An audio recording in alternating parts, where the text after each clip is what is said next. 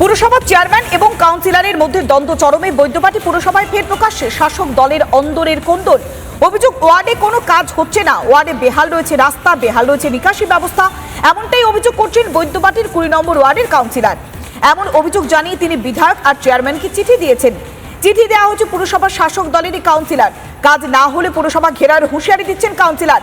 যদিও পাল্টা কাউন্সিলরকে কাঠগড়ায় তুলেছেন চেয়ারম্যান। ওয়ার্ডেই নাকি থাকেন না কাউন্সিলর, পাল্টা নিশানা করছেন চেয়ারম্যান। শুনুন একবার। এই যে নোংরা আবর্জনা প্লাস্টিক আটকে গিয়ে এবং বৃষ্টির যে অতিরিক্ত জল, সেই জল যদি আটকে যায়, সেই জল আটকে গেলে মানুষের ঘরে ঢুকে যাবে। এই সমস্যা তখন ওরা আমার কাছে এসে সব ঘেরাও করবে। এবার বাধ্য হয়ে আমাকে রাস্তায় নেমে তাদেরকে সঙ্গে নিয়ে আমাকে বৈদ্যবাটি পৌরসভা আমাকে নিয়ে যেতে হবে, ঘেরাও বা অভিযোগ বা ডেপুটেশন দিতে হবে। তাই আমি চাইছি, লিখিতভাবে জানিয়েছি বৈদ্যবাটি পৌরসভার পৌরপ্রধানকে এবং আমাদের প্রিয় বিধায়ক অরিন্দম গুইন মহাশয়কেও আমি লিখিতভাবে জানিয়েছি।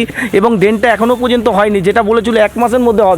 এমএলএ সাহেব, আমি এবং কারখানা মালিক বসে আলোচনা হয়, আমাদেরকে সময় দিয়েছিল 1 মাস, কিন্তু পরবর্তীকালে দেখা গেল 6 মাস হতে চললো, এখনও পর্যন্ত সেই ড্রেনটা আমাদেরকে সম্পূর্ণভাবে করে দেয়নি।